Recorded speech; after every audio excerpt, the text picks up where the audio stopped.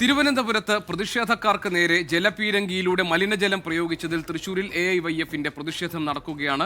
ശ്രീജിത്ത് ശ്രീകുമാരൻ ഞങ്ങളുടെ പ്രതിനിധിയുണ്ട് വിവരങ്ങളുമായി. ശ്രീജിത്ത്, കഴിഞ്ഞ ദിവസം ഈ പോലീസ് ജലപീരങ്കി ഉപയോഗിച്ച മലിനജലം അത് കുപ്പിയിലാക്കി പ്രതിപക്ഷ നേതാവ് പിണറായി വിജയൻ നിയമസഭയിൽ ഉയർത്തിക്കാട്ടിയിരുന്നു. അതിനോടുള്ള പ്രതിഷേധം, അതായത് ഈ മലിനജലം ഉപയോഗിച്ചതുള്ള പ്രതിഷേധം കൂടിയാണല്ലോ ഇപ്പോൾ തൃശൂരിൽ AIYF-ന്റെ പ്രകടനത്തിന് കാരണമായിരിക്കുന്നത്. അവർക്ക് നേരെയും ജലപീരങ്കി പ്രയോഗിച്ചിട്ടുണ്ടോ? എന്താണ് വിവരങ്ങൾ? ജലപീരങ്കി പ്രയോഗം 2 തവണ ഏതാണ്ടൊരു 10 മിനിറ്റോളം ജലപീരങ്കി പ്രയോഗം അവസാനിച്ചിട്ടുണ്ട്. AIYF-ന്റെ നേതാക്കൾ, ജില്ലാ സെക്രട്ടറി, ജില്ലാ പ്രസിഡന്റ് അടക്കമുള്ള ആളുകൾ ആ ജലപീരങ്കി പ്രയോഗത്തിൽ അവർക്ക് പരിക്ക് പറ്റിയിട്ടുണ്ട്. പക്ഷേ പ്രവർത്തകർ പിരിഞ്ഞു പോയില്ല എന്നാണ് പറയുന്നത്. ഏതാണ്ട് 50-ലേറെ പ്രവർത്തകർ മാത്രമേ ഉള്ളൂ. പക്ഷേ അവർ ആ ബാരിക്കേഡിന്റെ ആദ്യഘട്ട ബാരിക്കേഡ് അവർ മറിച്ചിടുന്നൊരു സാഹചര്യമാണ് ഉണ്ടായത്. എന്തായാലും ബാരിക്കേഡ് മറികടന്ന തങ്ങൾ അകത്തേക്ക് കയറുമെന്നൊരു പ്രഖ്യാപനമാണ് AIYF-ന്റെ നേതാക്കൾ പറയുന്നത്.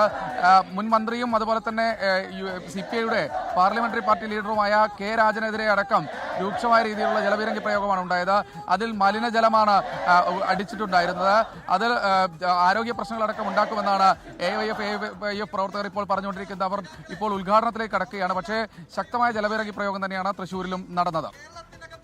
തൃശ്ശൂരിൽ നിന്നുള്ള ദൃശ്യങ്ങളാണ് നമ്മൾ കാണുന്നത്. AIYF പ്രതിഷേധത്തിൽ വീണ്ടും പോലീസ് 2 വട്ടം ജലപീരങ്കി പ്രയോഗിച്ചിരിക്കുന്നു എന്നതാണ് ഞങ്ങളുടെ പ്രതിനിധി ശ്രീജിത്ത് ശ്രീകുമാരൻ തൃശ്ശൂരിൽ നിന്ന് റിപ്പോർട്ട് ചെയ്യുന്നത്. നേരത്തെ ഇന്നലെ തിരുവനന്തപുരത്ത് പ്രതിഷേധക്കാർക്ക് നേരെ ജലപീരങ്കിയിലൂടെ മലിനജലം പ്രയോഗിച്ചതിൽ ഉള്ള പ്രതിഷേധം കൂടിയായിട്ടാണ് തൃശ്ശൂരിൽ ഇപ്പോൾ AIYF-ന്റെ മാർച്ച് നടന്നത്. അവിടെയും ജലപീരങ്കി 2 വട്ടം പ്രയോഗിച്ചു എന്നാണ് ശ്രീജിത്ത് ശ്രീകുമാരൻ റിപ്പോർട്ടിൽ നിന്ന് മനസ്സിലാക്കാൻ കഴിയുന്നത്.